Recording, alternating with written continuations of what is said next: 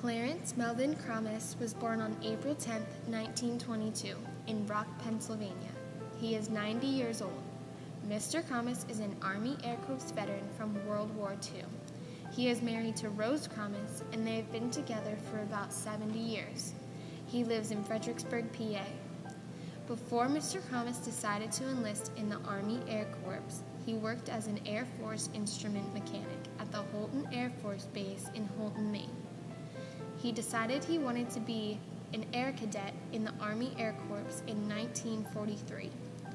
Mr. Krammes wanted to be in the Air Corps because he worked on military aircraft. When he enlisted, he had planned on becoming a pilot, but looking back, he is thankful he was assigned to be a waist gunner instead of a pilot. Mr. Krammes had 3 brothers. All of them were also involved in the military. Two brothers were in the Navy. And I had another brother who was in the Air Force. And he was in the 8th Air Force as well as I was. And he went down on his first mission. And he was on a B-17. And he was taken captive and he was a prisoner of war, I think, for about 8 months. Mr. Krammes had no idea this happened to his brother, but was so grateful he lived. The experience of basic training for Mr. Krammes, from what he can remember, is that it was cold. He actually had a cold, but the leaders made him stay in basic training, and he remembers the sergeant in charge, Sergeant Dupre. Well, the basic training was done at Greensboro, North Carolina. And naturally, it was a new experience when you get into basic training. And I guess I remember probably 2 things. One was it was cold. And I caught a cold, but they wouldn't put you in the infirmary unless you were really cold. So you had to continue with your basic training. And I remember our sergeant who was in charge, Sergeant Dupre, and whatever he demanded that you do, that's what we had to do. After basic training, he had to take a series of tests to become an air cadet. Mr. Krammes had no idea why, but he didn't pass the test. But the Air Corps needed gunners because so many were shot down. They told him he flunked the test and sent him to Laredo, Texas for gunnery school. The main thing Mr. Krammes remembers about this experience is that a woman was flying the plane to Texas back in 1943. He was trained in 2 different types of gunnery, waist gunner and nose gunner. As a waist gunner, he was on the left side and he was positioned between the bomb bay, where all the bombs were hooked, and the tail. As a nose gunner, he was in the front of the plane, and his job was to toggle the bombs off his plane after he saw the lead plane toggle their bombs. According to him, being in the nose was the scariest position he had ever been in because he could see the flak and fighter planes in front of him, and he couldn't change the route of the plane. Well, I was a waist gunner and a nose gunner. And I was on the left side of the waist as a waist gunner. Now I'd have to show you what a waist gunner is. It's between what we would call the bomb bay and the tail. The bomb bays where all the bombs were hooked. And it's a section between the bomb bay and the tail. Then I was also assigned on 7 missions to be a nose gunner. Now that's a turret in the front of a plane. And there, at that time, they no longer put a bombardier on a craft. This bombardier had bailed out over Holland. And so in a sense, I took his place.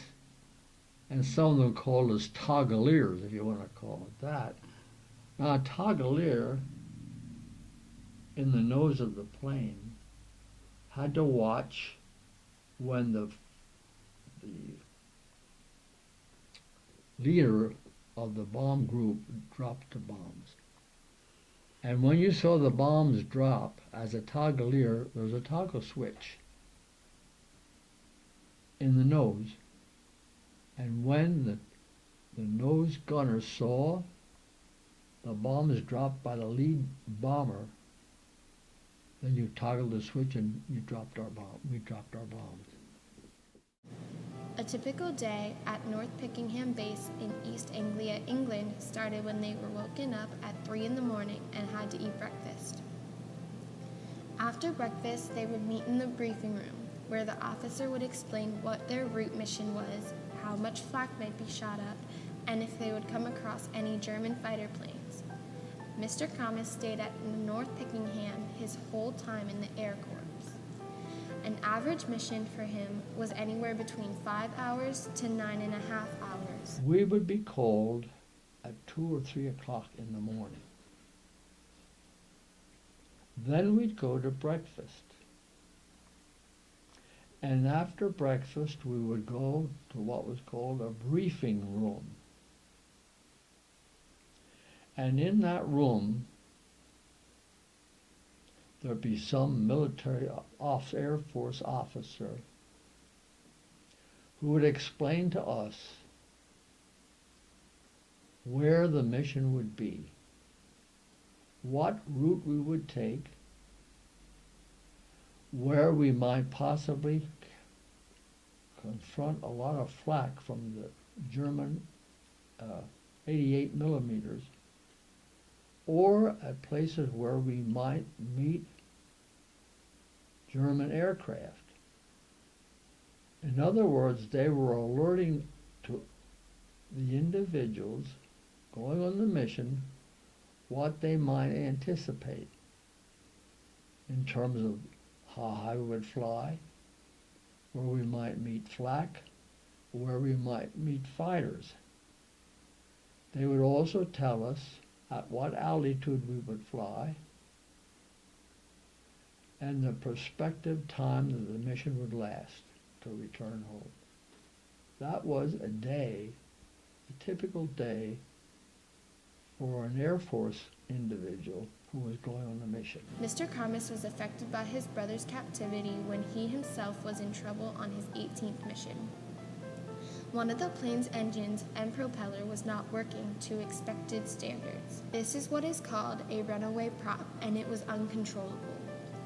When a pilot rang the bailout bell, Mr. Krammes thought about himself being a prisoner of war and thought about his parents getting another missing in action letter. I think it was on our 18th mission when we were coming back from a mission over Magdeburg, Germany. One of the engines malfunctioned and the propeller didn't function as it should. And it's called a runaway prop, and the pilot couldn't control it. And so we dropped down, I don't know how many thousand feet. And the pilot rang the bell, which is a signal for all of us to get out of there, bail out. And when I was ready to bail out, the other waist gunner got behind me with the straps to hold me back. And he said, "I think the pilot's going to control the plane." But when I was ready to bail out, there was one thought in my mind. Here's another letter to my parents, missing in action. But thank goodness, only 2 bailed out of our aircraft. Bailing out of the plane at any altitude was dangerous. The main risks of bailing out were freezing to death, getting shot down before reaching the ground, landing and being taken a prisoner of war, or getting caught in the propellers of other planes. Even though his squadron had few milk runs, they also had a lot of hard missions as well. Every mission was different, but thankfully he was never in contact with any German fighters. A mission was considered difficult when there was going to be an obstruction like flak or fighters. Fighters were the most dangerous, but flak did damage too. Flak is an aircraft fire. It was stored in a metal shell and then exploded in the air and tore through anything it touched. Flak was threatening and fierce, and the Germans were really good at figuring out where the American planes were and what direction they were going. The only injury he had was when the Germans shot 20 millimeters at the crew and flak was shot into his face. He was bleeding profusely but survived. After he was hit, the tail gunner thought he was shot through the head. He still has few small scars on his cheek and a piece left in his chin and cheek. He was also awarded the Purple Heart, an award given to any wounded soldier. Seeing injuries was uncommon for Mr. Krammes, but he did see the quartermaster get hit high in both legs. The most difficult mission for Mr. Krammes and his crew was his fifth mission. The original plan was to fly over Holland and drop supplies to support the troops at the market garden. They had no bombs and were flying low. This caused them to be easy targets for the Germans. Every crew member except the pilot, co-pilot, and engineer were hit by shrapnel. The pilot decided to fly them higher so that they could bail out. So they changed routes and went over the English Channel at its narrowest point and were met by more Nazis in Dunkirk. They hit them with 88 millimeters. This pretty much injured everyone on the plane. By the time they got over the channel, they were on fire and had no hydraulics to control their crash landing, and they were almost out of gas. They crash landed in a field at Swingfield Royal Air Force Base. Gratefully, they all made it out of the plane and didn't blow up like the other B-24s they could see. I think the most difficult one was our fifth mission. We were supposed to fly over Holland. It was called the Market Garden Project, or Mission. And what we were supposed to do was to drop supplies. We didn't have bombs that day. We had all supplies in the bombardment plane, part of our plane. And we came in around 600 feet. We were accustomed to flying at around 22,000 feet. So we came in around 600 feet to drop the supplies to some of our military who were encircled by the Germans, and we were to drop supplies to them. And of course, when you come in at 600 feet with a big plane like that, you're a big target. And that's when we really got shot up.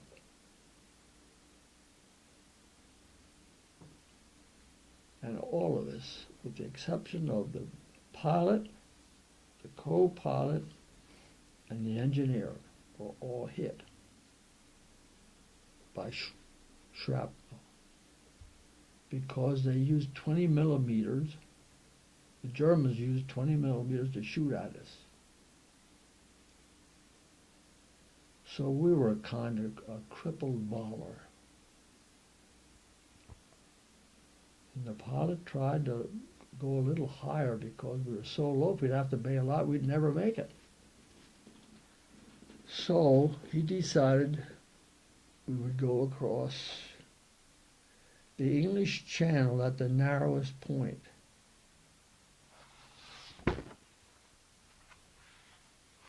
And we came close to a place called Dunkirk. And here the Nazis were in this particular area. For some reason they held out there for a long time. So when we were about to cross the channel, they let us have it too, with 88 millimeters.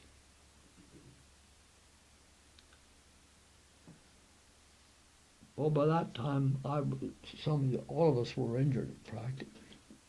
Everybody. And this Wilson, the tail gunner, the one who wrote this account,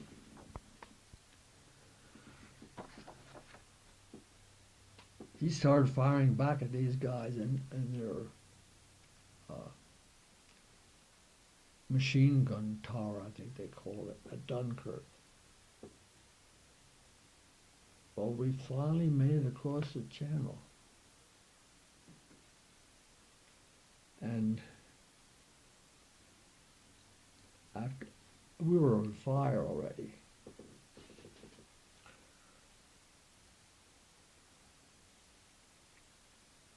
And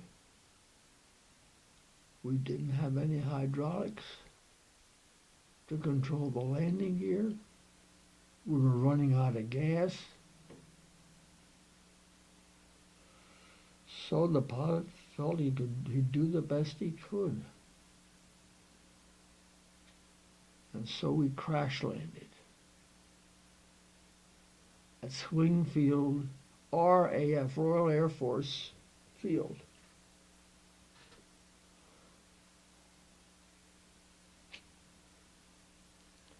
And when we hit the ground, we spun all around.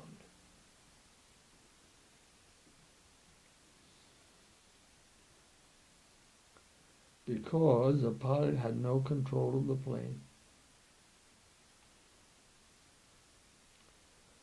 And we all tried to get out of exits wherever the closest one we could get out of. And there was a quartermaster man with us. He was not a member of the crew. But because we had supplies with us, a quartermaster man was made available in every bomber that was carrying supplies. So we were sitting at what we called a bulkhead, which we were taught that if you're going to crash, sit against that bulkhead. Well, we sat against that bulkhead, but the quartermaster man, he was hit pretty hard. So when we exited the plane, we tried to help him out, which we did. We wanted to give him morphine because we always carried morphine if there was a serious injury to deaden the pain. But he refused to take it. But nevertheless, we all got out of the plane, which was another miracle, because we saw many B-24s, when they crashed, they blew up, or they caught on fire, and the crews couldn't get out. So we were lucky in that respect, that we made it across the channel, and that, when we landed, we didn't blow up. Along with the Purple Heart, he was awarded the Air Medal and the Good Conduct Medal. The Air Medal was given out after the 5th mission. Mr. Krammes was awarded the Air Medal along with the 5 oak leaf clusters. He was given the Good Conduct Medal because he was never in trouble. After Mr. Krammes was discharged in 1945, he joined the American Legion and has been a member ever since. He also had the chance to go to college, funded by the government, at Millersville. Mr. Krammes went to college for the field of education, and he was a high school principal at North Lebanon. The Army Air Corps taught him responsibility. Well, it's an individual choice to make, but I wouldn't tell them not to. But I think it's a worthwhile experience because you learn responsibility and you learn how to get along with other people in difficult situations, Mr. Krammes said in his advice to young people. He was very happy with his decision to join the Air Corps, and we are all very thankful he did. Thank you, Mr. Krammes, for being a veteran of World War II.